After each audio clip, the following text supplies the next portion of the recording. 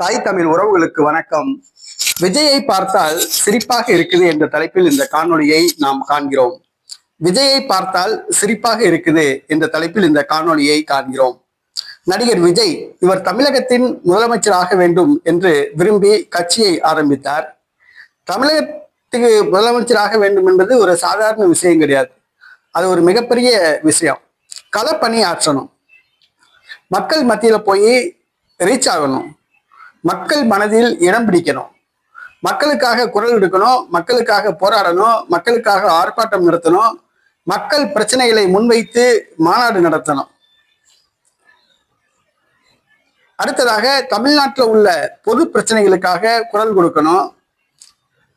பொது வாழ்வுக்கு வந்தவர் இந்த பொது பிரச்சனைகளுக்காக குரல் கொடுக்கணும், பொதுமக்களுக்கு ஆதரவா செயல்படணும். அப்பதான் மக்கள் மனதில் இடம் பிடிக்க முடியும், அரசியல்ல ஜெயிக்க முடியும், தமிழகத்தின் முதலமைச்சராக முடியும். இன்னைக்கு திமுக ஆட்சியை பிடிச்சிச்சுன்னா 1949 திமுக ஆரம்பிச்சாங்க. 18 ஆண்டுகள் கழிச்சுதான் திமுக ஆட்சியை பிடிக்குது. அண்ணா திமுக இவர் 72ல எம்ஜிஆர் கட்சி ஆரம்பிக்கிறாரு. 5 ஆண்டுகள் கழிச்சுதான் அவர் தமிழகத்தின் ஆட்சியை பிடிக்கிறாரு. அதுக்கு முன்னாடி அவர் பல வருடங்கள் அரசியல்ல இருந்தவர் தான் எம்ஜிஆர். அதே மாதிரி காமராஜர் முதலமைச்சர் ஆனாலும் சரி, ஜெயலலிதா முதலமைச்சராக இருந்தாலும் சரி, குறைந்தது அவங்க 10 ஆண்டுகளுக்கு மேல அரசியல்ல இருந்தாங்க, மக்கள் மனதில இடம் பிடித்தாங்க. ஆனா எந்த ஒரு அரசியல் பணியுமே மேற்கொள்ளாம, பொதுமக்களுக்காக போராடாம, பொதுமக்களுக்காக ஆர்ப்பாட்டம் எடுத்தாம, பொதுமக்களுக்காக குரல் கொடுக்காம, வெறும் சினிமா புகழை வச்சுக்கிட்டு ஆட்சியை பிடிக்கலாம் அப்படின்னு நினைச்சிட்டு விஜய் களத்துல இறங்கியிருக்காப்புல. அது நினைச்சாதான் சிரிப்பா இருக்கு. வெறும் சினிமா புகழ்.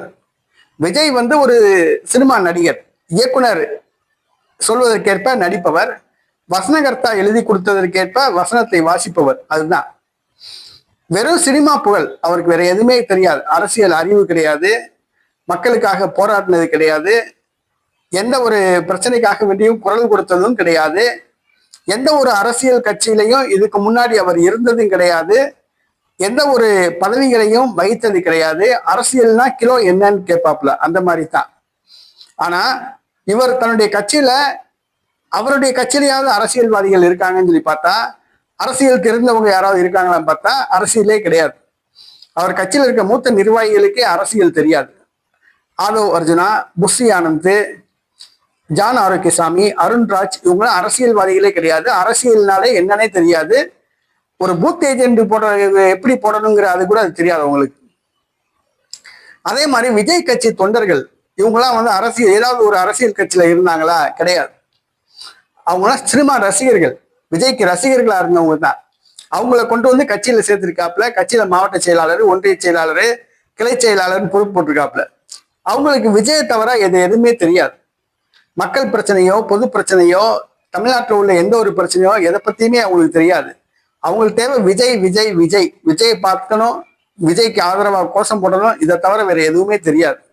ஆக அரசியலே என்னன்னு தெரியாம, பொது வாழ்வுனாலே என்னன்னு தெரியாம, பொதுமக்களுக்காக வேண்டி குரலை கொடுக்காம, இன்னைக்கு நடிகர் விஜய் தன்னுடைய சினிமா புகழை மட்டும் வச்சுக்கிட்டு அரசியலுக்கு வர்றாப்புல. அதை நினைச்சா சிரிப்பு தான் வருது, வேற ஒண்ணுமே கிடையாது. வெறும் சினிமா புகழை வச்சுட்டு இங்க யாரும் சாதிக்க முடியாது. எம்ஜிஆர் சாதிச்சாருன்னா, எம்ஜிஆர் முதலமைச்சர் ஆவதற்கு முன்பாகவே, ஏறத்தாழ 10 ஆண்டுகளுக்கு முன்பாகவே அவர் எம்எல்சியா இருந்திருக்காரு. தமிழக சட்டசபை சார்பில் எம்எல்ஏவா தேர்ந்தெடுக்கப்பட்டிருக்காரு. ஆக எம்ஜிஆர் முதலமைச்சர் ஆகிறதுக்கு முன்னாடியே அவர் அரசியல்ல இருக்கார். ஏறத்தாழ 28 ஆண்டு காலம் அவர் அரசியல்ல இருக்கார். எம்ஜிஆர் கட்சி ஆரம்பிக்கிறதுக்கு முன்னாடி 28 ஆண்டு காலம் அரசியல்ல இருக்கார். சட்டமன்ற உறுப்பினராக, எம்எல்சியாக அவர் பதவி வைத்தவர் தான் எம்ஜிஆர். அதே மாதிரி செல்வி ஜெயலலிதா ஆட்சியை பிடிச்சாங்கன்னா அவங்க எம்பியா இருந்திருக்காங்க. கட்சியில் கொள்கை பரப்பு செயலாளராக 8 ஆண்டுகளுக்கு மேல பதவி வைத்திருக்காங்க.